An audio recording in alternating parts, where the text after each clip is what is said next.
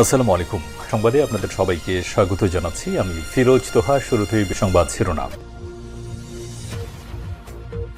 বাংলাদেশের সর্বশেষ গুরুত্বপূর্ণ আপডেট সংবাদে আপনাকে স্বাগত। শুরুতেই সংবাদ শিরোনাম, পরে বিস্তারিত। প্রথমে জানাবো আমাদের হাতে থাকা সর্বশেষ গুরুত্বপূর্ণ সবথেকে তাজা আপডেট সংবাদ। জনগণ রায় দিলে দেশকে ৫ বছরেই দারিদ্র্যমুক্ত করা সম্ভব বললেন ডাক্তার শফিকুর রহমান।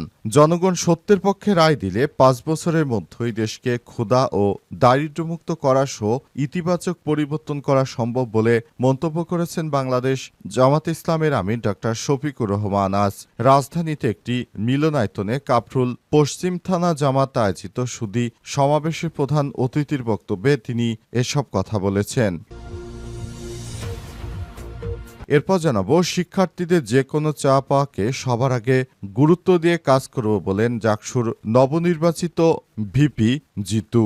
জাকসুর নবনির্বাচিত এই ভিপি বলেন, শিক্ষার্থীরা আমার উপর যে ভরসা রেখেছেন সেই জায়গা থেকে আমি অবশ্যই শিক্ষার্থীদের চাওয়া পাওয়ার বিষয়ে গুরুত্ব দিয়ে সবসময় কাজ করার চেষ্টা করব। এদিকে সংসদীয় আসন পুনর্বহালের দাবিতে বাগেরহাটে চলছে অফিস আদালত চত্বরে অবরোধ কর্মসূচি। বাগেরহাট ৩ রামপাল মংলা নিয়ে গঠিত সংসদীয় আসন ফিরে পাওয়ার দাবিতে জেলায় চলছে অফিস আদালত অবরোধ কর্মসূচি। সকাল থেকেই আন্দোলনকারীরা জেলা প্রশাসক ও নির্বাচন অফিসের প্রধান ফটক আটকে দিয়েছে। এ সময় কর্মকর্তা কর্মচারীদের অফিসে ঢুকতে বাধা দেওয়া হচ্ছে। এবারে জানাবো পাবনায় সকাল সন্ধ্যা হরতাল, আজ সড়ক নৌপথ অবরোধের ঘোষণা। পাবনা ১ ও পাবনা ২ আসনের সীমানা পুনর্বিন্যাসের সিদ্ধান্তের প্রতিবাদে উত্তাল হয়ে উঠেছে পাবনার বেড়া উপজেলা। এই সিদ্ধান্তের বিরুদ্ধে সর্বদলীয় সংগ্রাম কমিটি আজ উপজেলায় সকাল সন্ধ্যা হরতাল এবং সড়ক নৌপথ অবরোধের ঘোষণা দিয়েছেন।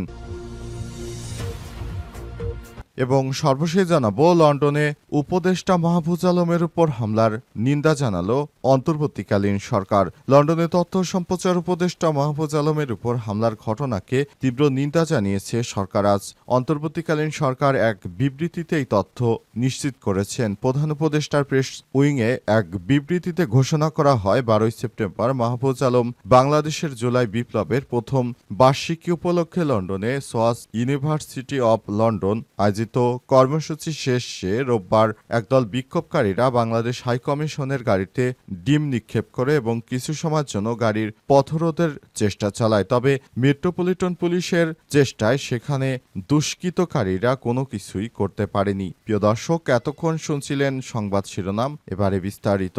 তবে তার আগে বন্ধুরা অনুরোধ থাকবে এই সংবাদটিতে একটি লাইক দিন। এই চ্যানেলে আপনি নতুন হয়ে থাকলে আমাদের সংবাদটি দেখতে দেখতে চ্যানেলটি সাবস্ক্রাইব করে রাখুন। কমেন্ট করে বন্ধুরা আপনার মূল্যবান মতামত জানিয়ে দিন আপনি বিশ্বের কোন দেশ থেকে বা বাংলাদেশের কোন স্থান থেকে আমাদের সংবাদটি দেখছেন এবং শুনছেন। আর বন্ধুরা, এই সংবাদটি আপনার সোশ্যাল মিডিয়া ফেসবুকে শেয়ার করে বন্ধুদেরও দেখার সুযোগ করে দিন। এবারে বিস্তারিত। জনগণ রায় দিলে দেশকে ৫ বছরেই দারিদ্র্যমুক্ত করা সম্ভব বললেন ডাক্তার শফিকুর রহমান। জনগণ সত্যের পক্ষে রায় দিলে মাত্র ৫ বছরেই দেশকে ক্ষুধা ও দারিদ্র্যমুক্ত করাসহ ইতিবাচক পরিবর্তন করা সম্ভব বলে মনে করছে বাংলাদেশ জামাত ইসলামের আমির ডাক্তার শফিকুর রহমান। আজ রাজধানীর একটি মিলনায়তনে কাফরুল পশ্চিম থানা জামাত আয়োজিত সুধী সমাবেশে প্রধান অতিথির বক্তব্যে তিনি এসব কথা বলেন। ডাক্তার শফিকুর রহমান বলেছেন, আমরা দেশকে বৈষম্যহীন, দুর্নীতি ও দুঃশাসন অপরাধমুক্ত একটি নতুন বাংলাদেশে পরিণত করার জন্য দীর্ঘ পরিসরে আন্দোলন করে যাচ্ছি।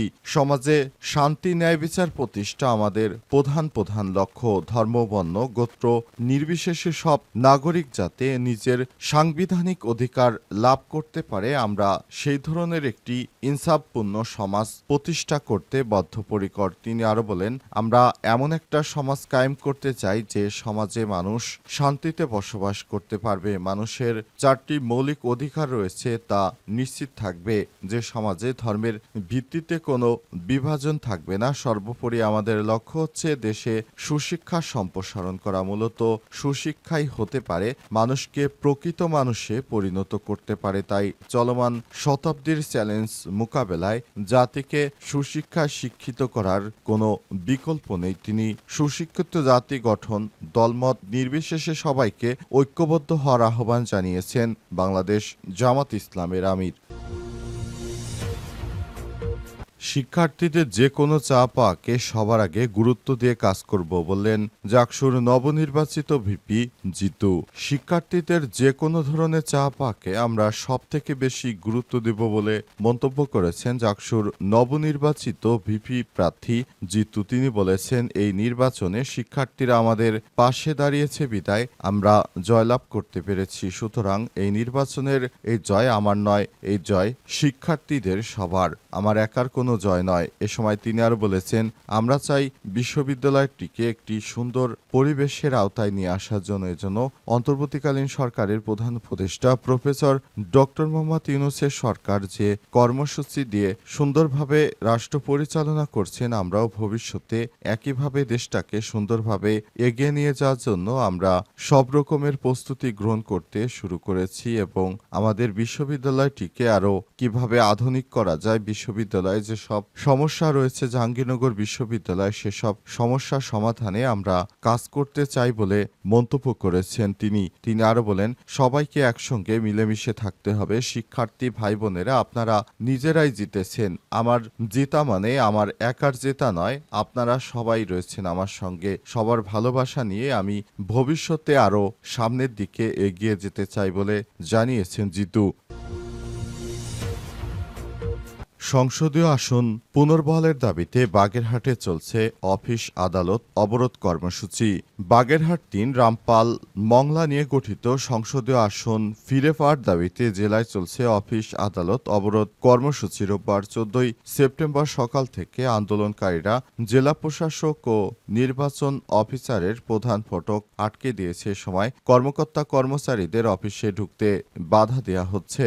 গত ৪ সেপ্টেম্বর বাগেরহাটে যে ৩টি আসন ছিল তার একটি বিলুপ্ত করে নির্বাচন কমিশনার গেজেট প্রকাশ করে প্রতিবাদে হরতাল অবরোধ ও অফিস আদালত অবরোধ কর্মসূচি পালন করছেন সর্বদলীয় সম্মিলিত কমিটি। আসন ফিরে না দিলে আগামী সোম, মঙ্গল ও বুধবার হরতাল পালন করা হয়েছে। হরতাল ঘোষণা করা হয়েছে। সর্বদলীয় সম্মিলিত কমিটির যুগ্ম আহ্বায়ক ও জেলা বিএনপির সাবেক সভাপতি এম এ সালাম জানান, সকাল ৮টা থেকে বিকাল ৪টা পর্যন্ত জেলা অফিস আদালতে অবরোধ কর্মসূচি চলবে। তবে বাগেরহাট জেলা আইনশৃঙ্খলার মিটিং থাকায় বেলা ১১টা পর্যন্ত শুধু বাগেরহাটে কর্মসূচি পালন করা হবে। তবে অন্য উপজেলায় সকাল ৮টা থেকে বিকাল ৪টা পর্যন্ত অফিস আদালত অবরোধ কর্মসূচি বহাল থাকবে। এছাড়াও আগামী সোম, মঙ্গল ও বুধবার জেলায় হরতালের আহ্বান করেছে বাগেরহাট জেলায় তা শিথিল করে দোকানপাট খোলার সিদ্ধান্ত নেওয়া হয়েছে। তিনি আরও জানান,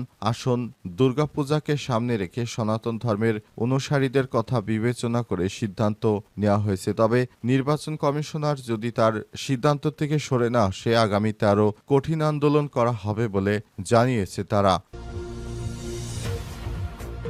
পাবনায় সকাল সন্ধ্যা হরতাল, আজ সড়ক নৌপথ অবরোধের ঘোষণা। পাবনা ১ ও পাবনা ২ আসনে সীমানা পুনর্বিন্যাসের সিদ্ধান্তের প্রতিবাদে উত্তাল হয়ে উঠেছে পাবনার বেড়া উপজেলায়। সিদ্ধান্তের বিরুদ্ধে সর্বদলীয় সংগ্রাম কমিটি রোববার উপজেলায় সকাল সন্ধ্যা হরতাল পালনের ঘোষণা দিয়েছে। শনিবার ১৩ সেপ্টেম্বর বেড়া পৌরসভার ফকির রাইস মিল প্রাঙ্গণে আয়োজিত এক জরুরি সভায় এই কর্মসূচি ঘোষণা করা হয়। সভায় সভাপতিত্ব করেন সর্বদলীয় সংগ্রাম কমিটির আহ্বায়ক ও বেড়া পৌর বিএনপি সভাপতি ফজলুর রহমান কবির। এর আগে গত শুক্রবার সন্ধ্যায় বেড়া পৌরসভা উপজেলা ৪ ইউনিয়নের রাজনৈতিক ও ব্যবসায়িক নেতৃত্বে শ্রমিক সংগঠনের প্রতিনিধি ও বিভিন্ন শ্রেণী পেশার মানুষ একত্রে হয়ে ৬৮ পাবনা ১ সর্বদলীয় সংগ্রাম কমিটি গঠন করেন। তারা নির্বাচন কমিশনের সাম্প্রতিক সীমানা পুনর্বিন্যাসের সিদ্ধান্তে তীব্র প্রতিবাদ জানিয়েছেন। কমিটির নেতৃত্বরা জানান, স্বাধীনতার পর থেকে পাবনা ১ আসনটি গঠিত ছিল পুরো সাঁথিয়া উপজেলা, বেড়া পৌরসভা ও বেড়ার ৪টি ইউনিয়ন নিয়ে। অন্যদিকে পাবনা ২ আসন ছিল বেড়ার বাকি ৫টি ইউনিয়ন ও পুরো সুজানগর উপজেলা। কিন্তু নির্বাচন কমিশনের সিদ্ধান্ত অনুযায়ী পাবনা ১ আসন হবে শুধু সাঁথিয়া উপজেলা আর বেড়া সুজানগর উপজেলা নিয়ে গঠিত পাবনা ২ আসন। এই সিদ্ধান্তে ক্ষুব্ধ হয়ে উঠেছে বেড়াবাসী। তারা অভিযোগ করছেন এতে তাদের রাজনৈতিক ও প্রশাসনিক স্বার্থ ক্ষুণ্ণ হবে। প্রসঙ্গত গত 4 আগস্ট ত্রয়োদশ জাতীয় সংসদ নির্বাচনের জন্য 300 আসনের চূড়ান্ত সীমানার প্রজ্ঞাপন জারি করে নির্বাচন কমিশন। এরপর থেকেই ক্ষোভে ফেটে পড়েন বেড়াবাসী। গত 4 সেপ্টেম্বর তারা ঢাকা পাবনা মহাসড়ক 2 ঘণ্টা অবরোধ করে বিক্ষোভ করেছিলেন।